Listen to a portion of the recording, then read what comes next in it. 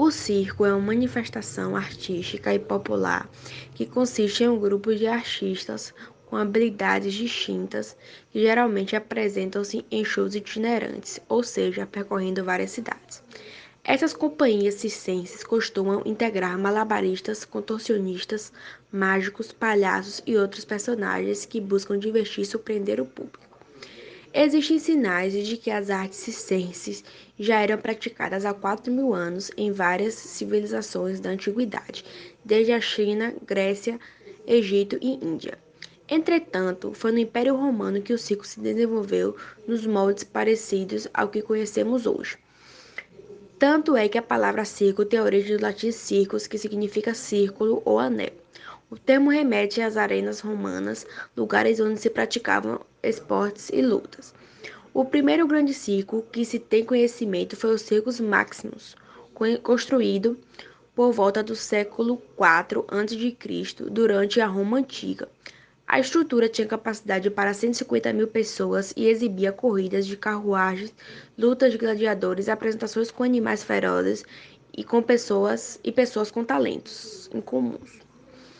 Depois do incêndio que o destruiu, o Circus Maximus foi substituído em 40 a.C. pelo Coliseu. Essa nova arena também mostrava as mesmas apresentações, mas para um público menor. Com a chegada da Idade Média e a queda do Império de Roma, começaram a surgir apresentações de artistas populares em espaços públicos, como praças, entradas de igrejas e feiras.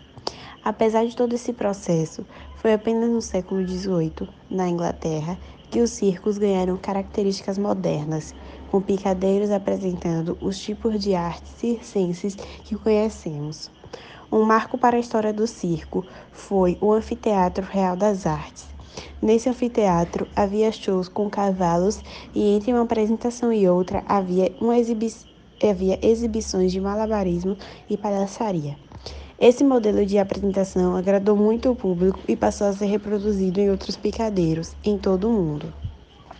Vou falar sobre o circo tradicional e o circo moderno ou novo, que é os tipos de circos existentes. O circo tradicional é marcado e registrado, compreendendo uma estrutura que se mobiliza de cidade em cidade, fixando-se em locais como praças e terrenos baldios. Os artistas e funcionários não possuem residência fixa. Eles moram onde o circo está e muitas vezes esses circos envolvem famílias inteiras. Já o circo moderno ou novo caracteriza-se por apresentar várias atrações circenses, como números de animais, saltos acrobáticos, pantomimas, danças e palhaços. Circo no Brasil. A história do circo no Brasil começou no século XIX. Foi nesse período que muitas famílias europeias vieram para o país e reuniram-se em guetos. Assim compartilhavam a vida coletiva e manifestavam suas habilidades circenses. O circo brasileiro está muito relacionado com as comunidades ciganas, que levavam uma vida nômade, sempre se mudando de lugar. Havia apresentações ao público com atrações como ilusionismo e doma de animais ferozes. Os espetáculos eram feitos sempre respeitando o gosto e interesse dos espectadores.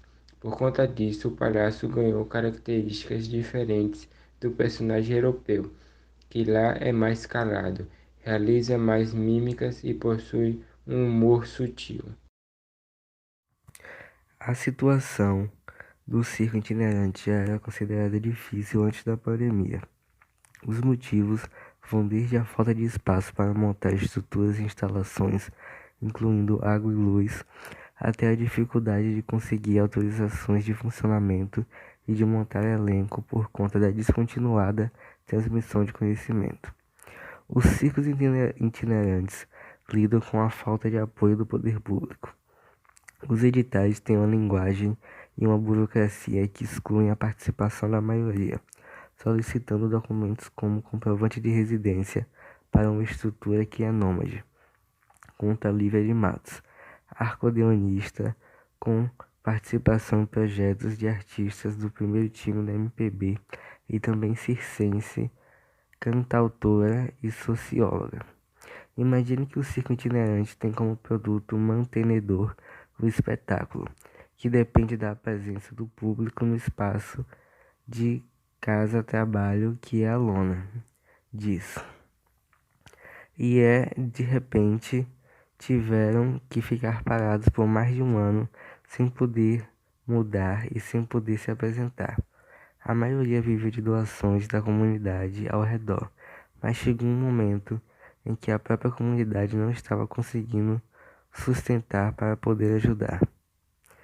Lívia abriu uma campanha para dar apoio a diversos circos itinerantes que se chama Viva Circo Brasileiro. Ela não sabe ainda precisamente quantos circos se foram na pandemia, mas o estrago foi grande.